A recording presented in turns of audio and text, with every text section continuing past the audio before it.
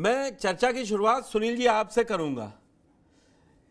जो मैं बात कह रहा था कि 4 जून से जो यूपी बीजेपी में ऊपर नीचे जो छींटे दिखाई पड़ रहे थे कि कोई डिप्टी सीएम नहीं शामिल हो रहा किसी बैठक में, कल कम से कम एक काम हो गया। डिप्टी सीएम भी बैठ गए, संगठन मंत्री भी बैठ गए और भूपेंद्र चौधरी भी बैठ गए और पांचों लोगों को सुपर 30 तो रहेंगे ही रहेंगे। पांचों लोगों ने जिम्मेदारी भी ले ली। सीएम योगी तो आज अयोध्या में प्रवास कर रहे हैं, पहुंच चुके हैं और उसके बाद कल वो अंबेडकर नगर भी रहेंगे। जो 2 सीटें उनके खाते में आई हैं, डिप्टी सीएम केशव मौर्य के खाते में भी 2 सीटें हैं, फूलपुर और मझवा है। वो डिटेल आपको पता है। आपको क्या लग रहा है, बीजेपी अब जिस जोशो खरोश से आगे आई है, समाजवादी पार्टी अभी उतना जोश में नहीं दिख रही है? धन्यवाद पुष्कर जी। भारतीय जनता पार्टी के बीच में कैसी एकता है वो तो आपको दिखाई पड़ गई। जो नजूल का बिल आया था उसी के ऊपर प्रदेश के पार्टी के प्रदेश अध्यक्ष ने उसका विधान परिषद में विरोध किया और सिलेक्ट कमेटी को भेजने की मांग की। सदन के नेता और उप मुख्यमंत्री केशव जी ने उससे सहमति अपनी व्यक्त की और जब वो सिलेक्ट कमेटी को चली गई तो लोगों ने देखा कि दोनों उप मुख्यमंत्री जो अगल बगल बैठे हुए थे एक दूसरे को बधाई देते हुए नजर आए। ये जो तस्वीर है यह ज्यादा बयान करती है कि भारतीय जनता पार्टी में चल क्या रहा है, सत्ता संघर्ष किस तरह का है। अब उपचुनाव की अगर आप बात कीजिए, इस उपचुनाव में भारतीय जनता पार्टी की प्रतिष्ठा बिल्कुल दांव पे नहीं है। भारतीय जनता पार्टी यहाँ हाई नहीं है। अब मेरी अपनी समझ यह है कि गाजियाबाद सदर को अगर छोड़ दिया जाए तो भारतीय जनता पार्टी किसी भी क्षेत्र, कोई अन्य विधानसभा क्षेत्र नहीं है जहां मजबूती के साथ चुनाव लड़ ले। आप देख लीजिए, अगर आप इन 4 सीटों का नाम लीजिए जहां पे समाजवादी पार्टी जीती हुई है, करहल, कटेरी, कटहरी, मिल्कीपुर और उंदरकी। कुंदरकी और सीसम होगी। मिल्कीपुर आप ये जानिए कि आपको पता होगा कि करहल की सीट कभी बीजेपी जीती नहीं है आज तक। जी। मिल्कीपुर की सीट पर केवल 2 बार जीती है अपने तमाम लहर के बावजूद। जी। कटहरी में वो केवल 1 बार जीती है। जी। सुंदरकी में केवल 1 बार जीती है। वो भी उपचुनाव जीती थी, चंद्र विजय वो भी सिंह जीते उपचुनाव थे रेगुलर वो भी 98 उपचुनाव जीती है, रेगुलर चुनाव नहीं जीती है। और दूसरी चीज कि जो इस साल लोकसभा के चुनाव हुए हैं, इस चुनाव में सबके सब सीटों पर सबकी सब इनमें भारतीय जनता पार्टी का उम्मीदवार पीछे रहा है, हारा। अब ये 4 सीटें तो आप अलग कर दीजिए। अब आप आ जाइए गाजियाबाद, खैर और फूलपुर।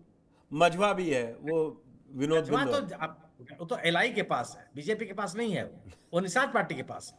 नहीं, इन्होंने 5 सुपर 5 टीम तैयार की है। उसके पास डिप्टी सीएम केशव प्रसाद मौर्य के पास मझवा और मीरापुर भूपेंद्र चौधरी के पास है। मैं कह रहा हूं पुष्कर जी, केशव जी के पास क्या लोकसभा का फूलपुर चुनाव नहीं था? था। फूलपुर के विधानसभा सीट जो विधानसभा संसदीय क्षेत्र के अंतर्गत आता है, वहां पे भारतीय जनता पार्टी का उम्मीदवार जो एमएलए था वहां फूलपुर में, वही उम्मीदवार भी था लोकसभा का जी। वहां पे भारतीय जनता पार्टी बुरी तरह से हारी फूलपुर सेगमेंट में। हाँ, पिछड़ी है, तरह से हारी, पिछड़ी है, सही कह। दूसरी चीज, अब आप मझवा चले जाइए। आपने मझवा का नाम लिया, निषाद पार्टी वहां लगभग 30,000 वोटों से जीती थी जी विधानसभा। जी। विनोद बिंद साहब 30,000 से जीते थे लगभग, प्लस माइनस। वहां पे इस साल के लोकसभा के चुनाव में अनुप्रिया पटेल जी को केवल 1800 वोट की बढ़त है जी। केवल 1800 वोट की बढ़त है। आप अंदाजा लगा लीजिए कि मझवा की और मधवा की स्थिति क्या रही है। मझवा पे समाजवादी पार्टी कभी नहीं जीती, आज तक कोई चुनाव मझवा में समाजवादी पार्टी नहीं जीती है, ये भी तथ्य।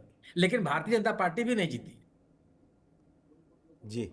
जो मुकाबला होगा वो इंडिया दल समूह और एनडीए में ही होना। मगर मिल्कीपुर पे आपको बोलना पड़ेगा सुनील जी, मैं मिल्कीपुर की जो बात कर लेता हूं अयोध्या पे चल रहा है, उससे जो कुछ नहीं मिलने अयोध्या, वाला। आप जो माहौल बनाने का प्रयास कर रहे हैं, यह सरकार के माध्यम से तरीके काम नहीं आते, विपक्ष को काम आ जाते हैं। सरकार को अपने गवर्नेंस की बात करनी पड़ती है। मिल्कीपुर में अयोध्या के लोगों की नाराजगी क्या है? अयोध्या के लोगों की नाराजगी इस बात को लेकर के नहीं है ना कि भारतीय जनता पार्टी का संगठन कमजोर है। भारतीय जनता पार्टी बहुत मजबूत स्थिति में है, संगठन के लेकर के गवर्नेंस को लेकर लोगों के मन में नाराजगी है अयोध्या के। आप अयोध्या के लोगों से बात कीजिए। नहीं, जो ये और अभी अगर कांड हो गया, जो ये भदरसा वाला कांड हुआ है, मैं उसके, वो तो एक नया नैरेटिव गढ़ दिया ना कि समाजवादी पार्टी बदमाशों, गुंडों और बलात्कारियों के साथ है, जो नैरेटिव गया है। कठुआ में क्या हुआ था पुष्कर जी? कठुआ कांड का आरोप किनके ऊपर लगा था? उन आरोपियों के पक्ष में कौन लोग खड़े थे? ऐसा थोड़े है कि जो लोगों का आप याद दिलाना चाहते हैं वही लोगों को याद रहता है। लोगों को आपका हर कामकाज याद रहता है। वह घटना बहुत ही निंदनीय है। इस तरह की घटनाएं देश के किसी भी कोने में हो, और जो भी अपराधियों के खिलाफ सख्त से सख्त कार्रवाई होनी चाहिए। लेकिन इन घटनाओं के लोग को लेकर के अगर आप राजनीति करने की कोशिश करेंगे, वह लोग स्वीकार नहीं करते। आप मुझे बताइए कि हाथरस की घटना क्या थी, क्या हुआ? नहीं तो फिर एक उन्नाव की वो मेरी बहस दूसरी दिशा में चली जाएगी। तो मैं इसलिए मैं कह रहा हूं, अखिलेश और राहुल जो पीडीए की बात करते हैं, तो फिर वहां क्यों नहीं जा रहे? वो पीडीए की नहीं है, नहीं नहीं, हमें नहीं कर वो रहे महिला नहीं है, और बच्ची है, बिल्कुल जाना नाबालिग चाहिए। है। मैं कहां कर रहा हूं कि वो बहुत अच्छा काम कर रहे हैं। मैं बिल्कुल नहीं कर रहा हूं कि अच्छा कर रहे हैं वो। लेकिन उसके नाम पर जो पॉलिटिकल नैरेटिव बनाने की बात हो रही है, वो नहीं बनेगा। मैं ये कह रहा हूं आपसे, समाजवादी पार्टी या कांग्रेस या इंडिया ब्लॉक जो उस घटना को लेकर के वहां उन लोग नहीं जा रहे हैं, यह बात बिल्कुल सही है। लेकिन भारतीय जनता पार्टी भी जो उसके आधार पर नैरेटिव बनाने की कोशिश कर रही है, मेरा अपना मानना है, मेरी अपनी समझ है, मैं गलत भी हो सकता हूं, ठीक, नहीं कि नहीं, वह जनता के बीच में उसका अच्छा मैसेज जाए। ठीक है सुनील जी, मैं अब जाऊंगा डॉक्टर आलोक पांडे के पास। जो मतलब कहते हैं ना, निंदक नियरे राखिए। अगर बीजेपी के लिए कहें तो सुनील जी ने बिल्कुल एक एक ओरिजिनल खोल के रख दिया कि लोकसभा का चुनाव का अगर मान लिया जाए तो आप खैर में भी हार गए और फूलपुर में भी हार गए, पिछड़ गए। मझुआ में आप 1800 से रह गए। बाकी बची 7 सीटों में 5 में तो आप पीछे ही थे, सीसामऊ, कुंदरकी, कटेहरी, करल। कैसे कैसे बीजेपी लड़ेगी? मतलब आपको क्या लग रहा है कि ये एकजुट दिखाकर फिर से 2017 जैसा माहौल बनाकर कि सब एक है और एक लिफाफे में है, सब गुलदस्ता तैयार हो गया 5 लोगों का? 2017 में जो स्थिति बनी थी, बार बार इतिहास रिपीट करे, कोई जरूरी नहीं। तब भारतीय जनता पार्टी सत्ता में नहीं थी, सपा बसपा सत्ता में थे, तो वो नाराजगी सपा बसपा से थी। भारतीय जनता पार्टी अब सत्ता में है, 7.5 साल उत्तर प्रदेश में भी है, तो भारतीय जनता पार्टी को दूसरी रणनीति अपनानी होगी। लेकिन अब जैसे मैं बार बार पीडीए की बात करता हूं, वो पीडीए वाली बात जो आपने कही, ऐसा नहीं है। नैरेटिव हमेशा प्रभाव डालते हैं, कभी कभी रिजल्ट के रूप में नहीं हो पाता बीजेपी के परिणाम में, लेकिन नैरेटिव घटनाओं से बनते हैं, स्टैंड लेने से बनते हैं। जब आप पीडीए की बात करते हैं और जब पिछड़े की बात आती है, तब आप मुसलमान के साथ खड़ा दिखते हैं, उस 12 साल की गरीब बच्ची के साथ नहीं दिखते। ये नैरेटिव नहीं बनाएगी। ये मेरी राजनीति समझ कहती है कि नैरेटिव तो बनाएगी। नहीं आलोक जी, समाजवादी पार्टी उस आरोपी के साथ खड़े, मतलब उसको ये तो किसी ने नहीं कहा, समाजवादी, मेरी जानकारी में नहीं, अगर है, अगर आप मुझे करेक्ट कर दीजिए, कि समाजवादी पार्टी ने कहा नहीं मोहित खान हमारा नेता है, उसको गलत फंसाया जा रहा है, ये भी नहीं कहा। वो तो ये कह रहे हैं कि कड़ी से कड़ी सजा दे दीजिए अगर गलत है, लेकिन निर्दोष पर कार्रवाई मत।